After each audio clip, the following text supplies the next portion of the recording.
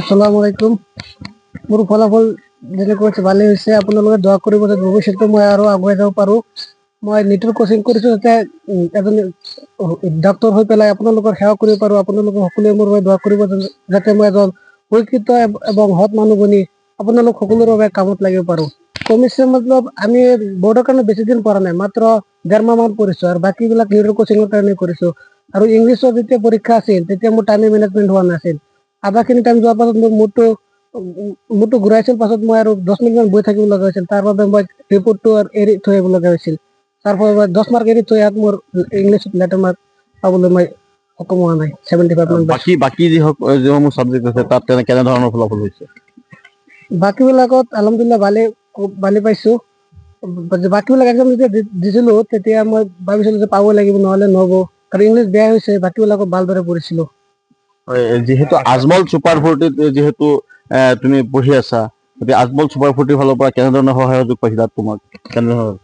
Ajmal super 40 মোক সম্পূৰ্ণ বিনামূলীয়াকৈ 2 বছৰ পঢ়াইছে, লগতে নীটৰ কোচিঙো কৰাইছে। তেতিয়া মই আজমল ছুপাৰ 40ত ডেইলি 16 আৱাৰ্ছ চেল্ফ ষ্টাডি হয়, কৰিব লাগে। এইটো বাধ্যতামূলক। সেইটো আজমল ছুপাৰ 40ৰ এটা মানে ছাত্ৰৰ কাৰণে এটা ভাল ধৰক। তাত মিনিমাম 15 কি 16 আৱাৰ্ছ চেল্ফ ষ্টাডি কৰিব লাগে, নহ'লে এইটো তাৰ ৰুলে হয়। ভৱিষ্যতে কেনেধৰণৰ তোমাৰ আশা কি হ'ব? ভৱিষ্যতে মই এজন ডক্তৰ হ'বলৈ আশা কৰিছোঁ আৰু আপোনালোক সকলোৱে দোৱা কৰিব।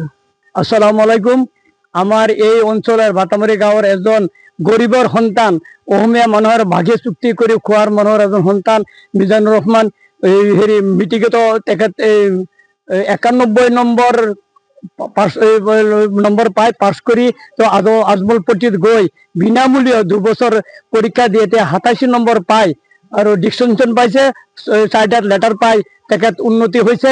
আমি আশা কৰোঁ আমাৰ এই দেশৰ এজন গৰিবেৰ সন্তান এজন ডক্টৰ কৰি আহক, আমাৰ দেশৰ সহায় কৰিব কাৰণে। আমি তেখেতৰ কাৰণে মই ধন্যবাদ জ্ঞাপন কৰিছোঁ। এজন গৰিবেৰ সন্তান হৈ আমি ধন্যবাদ জ্ঞাপন কৰিছোঁ যে তেখেত এজন ডক্টৰ হৈ আমাৰ এই দেশৰ কাৰণে এজন সেৱা কৰিব, এজন ডক্টৰ হৈ আহে। আমি ৰাইজৰ তৰফৰ পৰা এইটো আমাৰ কামনা।